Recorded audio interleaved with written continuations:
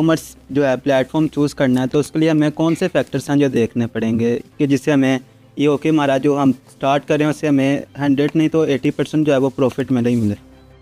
नहीं, सबसे पहली चीज़ बैठ जाइए प्लीज़। सबसे पहले इनका क्वेश्चन है कि मैं कौन से फैक्टर देखूं कि मैं ई कॉमर्स में मेरा फेलियर चांसेस जो हैं वो कम हो।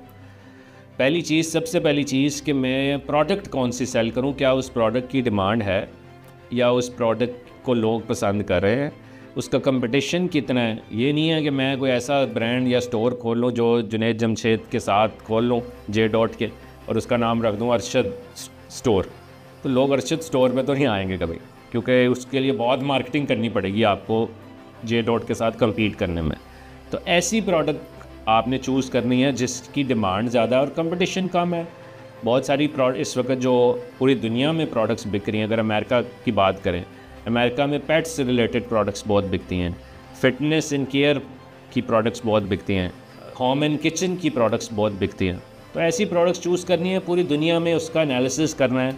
कुछ टूल्स होते हैं जिसके थ्रू देखना है कि इस कीवर्ड को कितने लोग सर्च कर रहे हैं, उस कीवर्ड के अगेंस्ट अगर मेरी प्रोडक्ट रैंक हो। जब आप गूगल में लिखते हैं तो सबसे ऊपर प्रोडक्ट्स होती हैं, इसी तरह अमेज़ॉन पे लिखती हैं तो प्रोडक्ट्स आती हैं, दराज में लिखते हैं तो प्रोडक्ट्स आती हैं।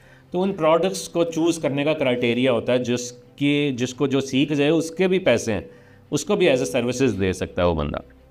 उसके बाद सोर्सिंग कैसे करनी है, चाइना से सोर्स करना है, पाकिस्तान से सोर्स करना है, आपने होलसेल में उठाना है।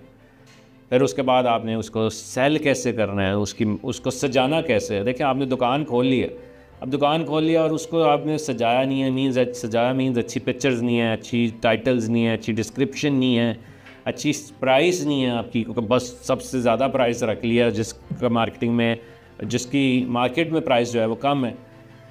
फिर उसको लॉन्च कैसे करना, ये भी एक स्ट्रेटजी है। तो ये सारी स्ट्रेटजीज़ हैं, ये सारे अलग अलग स्किल्स हैं, और जो एक एक स्किल्स भी इसमें से सीख जाता है उसमें से वो 600 क्या $1000 से भी ऊपर चला जाता है। मैंने 600 इसलिए क्योंकि आपकी एक्सपेक्टेशंस जो हैं वो मैंने 600 तक रखी हैं, but actually this sky is the limit.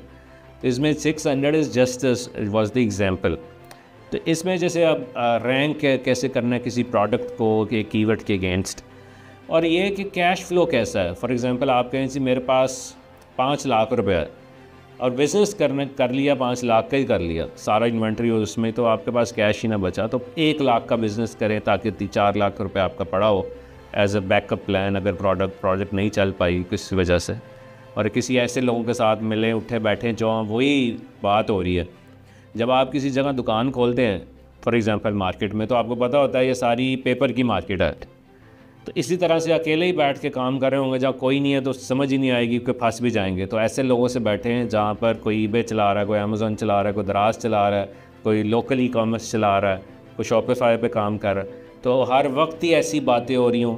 आपके दोस्त ऐसे होने चाहिए जो बिज़नेस की बात करें, जो इन्वेस्टमेंट की बात करें, पर्सनल केयर की बात करें, ऑलवेज़ इम्प्रूवमेंट की बात करें, नए स्किल्स कैसे सीखना है। ना कि ऐसे दोस्त हों जो ये बात करेंगे कि वो कितने बजे आ रही है, या वो उसने क्या पहना हुआ है, या आज सियासतदान आपस में लड़ रहे हैं, या उसके पास गाड़ी कहाँ से आई। हमें ऐसे दोस्त नहीं चाहिए, हमें ऐसे दोस्त चाहिए जो ऐसा सोचते हैं, प्रोडक्टिव सोचते हैं। तो अपनी कंपनी को सबसे पहले वो भी चेंज करना है। देखिए, आप अगर जापान चले जाएँ तो आप 6 महीने वहाँ रहेंगे, तो क्या आपको सबसे पहले आप में चेंज क्या आएगी? शायद आपको जैपनीज़ बोलना आ जाए, क्योंकि आप 6 महीने वहाँ रहे हैं। नहीं आती थी, लेकिन रहने के लिए करना पड़ेगा। इसी तरह 6 महीने ऐसे दोस्तों के साथ रहे हैं जो ऐसी बातें कर रहे हैं, तो वैसे ही हो जाए। तो इसलिए अपनी कंपनी मेरा क्वेश्चन ये है कि अगर हमने ई कॉमर्स जो है प्लेटफॉर्म चूज़ करना है तो उसके लिए हमें कौन से फैक्टर्स हैं जो देखने पड़ेंगे कि जिससे हमें ये हो कि हमारा जो हम स्टार्ट करें उससे हमें 100 नहीं तो 80% जो है वो प्रॉफिट मिले ही मिले। नहीं, सबसे पहली चीज़ बैठ जाइए प्लीज़। सबसे पहले इनका क्वेश्चन है कि मैं कौन से फैक्टर देखूं कि मैं ई कॉमर्स में मेरा फेलियर चांसेस जो हैं वो कम हो। पहली चीज़, सबसे पहली चीज़ कि मैं प्रोडक्ट कौन सी सेल करूं, क्या उस प्रोडक्ट की डिमांड है या उस प्रोडक्ट को लोग पसंद कर रहे हैं, उसका कंपटीशन कितना है। ये नहीं है कि मैं कोई ऐसा ब्रांड या स्टोर खोल लूँ जो जुनैद जमशेद के साथ खोल लूँ जे डॉट के और उसका नाम रख दूँ अरशद स्टोर। तो लोग अरशद स्टोर पे तो नहीं आएंगे कभी, क्योंकि उसके लिए बहुत मार्केटिंग करनी पड़ेगी आपको जे डॉट के साथ compete करने में। तो ऐसी प्रोडक्ट आपने चूज़ करनी है जिसकी डिमांड ज़्यादा है और कंपटीशन कम है। बहुत सारी इस वक्त जो पूरी दुनिया में प्रोडक्ट्स बिक रही हैं, अगर अमेरिका की बात करें, अमेरिका में पेट्स से रिलेटेड प्रोडक्ट्स बहुत बिकती हैं, फिटनेस एंड केयर की प्रोडक्ट्स बहुत बिकती हैं, होम एंड किचन की प्रोडक्ट्स बहुत बिकती हैं। तो ऐसी प्रोडक्ट्स चूज़ करनी है, पूरी दुनिया में उसका एनालिसिस करना है। कुछ टूल्स होते हैं जिसके थ्रू देखना है कि इस कीवर्ड को कितने लोग सर्च कर रहे हैं, उस कीवर्ड के अगेंस्ट अगर मेरी प्रोडक्ट रैंक हो। जब आप गूगल में लिखते हैं तो सबसे ऊपर प्रोडक्ट्स होती हैं, इसी तरह अमेज़ॉन पे लिखती हैं तो प्रोडक्ट्स आती हैं, दराज में लिखते हैं तो प्रोडक्ट्स आती हैं। तो उन प्रोडक्ट्स को चूज़ करने का क्राइटेरिया होता है जिसको जो सीख जाए उसके भी पैसे हैं, उसको भी एज ए सर्विसेज दे सकता है वो बंदा। उसके बाद सोर्सिंग कैसे करनी है, चाइना से सोर्स करना है, पाकिस्तान से सोर्स करना है, आपने होलसेल में उठाना है। फिर उसके बाद आपने उसको सेल कैसे करना है, उसको सजाना कैसे है। देखिए आपने दुकान खोल ली है, अब दुकान खोल लिया और उसको आपने सजाया नहीं है, सजाया मीन्स अच्छी पिक्चर्स नहीं है, अच्छी टाइटल्स नहीं है, अच्छी डिस्क्रिप्शन नहीं है, अच्छी प्राइस नहीं है आपकी, क्योंकि बस सबसे ज़्यादा प्राइस रख लिया जिसका मार्केटिंग में, जिसकी मार्केट में प्राइस जो है वो कम है।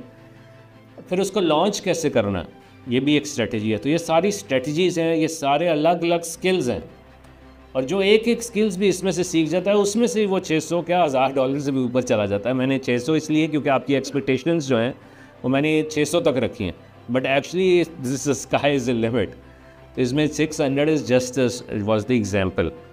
तो इसमें जैसे अब रैंक कैसे करना है किसी प्रोडक्ट को के कीवर्ड के अगेंस्ट, और ये कि कैश फ्लो कैसा है। फॉर एग्जांपल आप कहें जी मेरे पास 5 लाख रुपए है और बिज़नेस कर लिया 5 लाख का ही कर लिया, सारा इन्वेंट्री हो उसमें, तो आपके पास कैश ही ना बचा, तो 1 लाख का बिज़नेस करें ताकि 4 लाख रुपए आपका पड़ा हो एज अ बैकअप प्लान अगर प्रोजेक्ट नहीं चल पाई किसी वजह से। और किसी ऐसे लोगों के साथ मिले उठे बैठे जो वही बात हो रही है।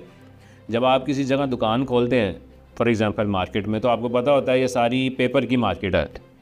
तो इसी तरह से अकेले ही बैठ के काम कर रहे होंगे, जहाँ कोई नहीं है तो समझ ही नहीं आएगी कि फंस भी जाएंगे। तो ऐसे लोगों से बैठे हैं जहाँ पर कोई ईबे चला रहा है, कोई अमेज़ॉन चला रहा है, कोई दराज चला रहा है, कोई लोकल ई कॉमर्स चला रहा है, कोई शॉपिफाई पे काम कर रहा है। तो हर वक्त ही ऐसी बातें हो रही हों। आपके दोस्त ऐसे होने चाहिए जो बिज़नेस की बात करें, जो इन्वेस्टमेंट की बात करें, पर्सनल केयर की बात करें, ऑलवेज़ इम्प्रूवमेंट की बात करें, नए स्किल्स कैसे सीखना है। ना कि ऐसे दोस्त हों जो ये बात करेंगे कि वो कितने बजे आ रही है, या वो उसने क्या पहना हुआ है, या आज सियासतदान आपस में लड़ रहे हैं, या उसके पास गाड़ी कहाँ से आई। हमें ऐसे दोस्त नहीं चाहिए, हमें ऐसे दोस्त चाहिए जो ऐसा सोचते हैं, प्रोडक्टिव सोचते हैं। तो अपनी कंपनी को सबसे पहले वो भी चेंज करना है। देखिए आप अगर जापान चले जाएं तो आप 6 महीने वहाँ रहेंगे, तो क्या आपको सबसे पहले आप में चेंज क्या आएगी? शायद आपको जैपनीज़ बोलना आ जाए, क्योंकि आप 6 महीने वहाँ रहे हैं। नहीं आती थी लेकिन रहने के लिए करना पड़ेगा। इसी तरह 6 महीने ऐसे दोस्तों के साथ रहे हैं जो ऐसी बातें कर रहे हैं, तो वैसे ही हो जाएंगे।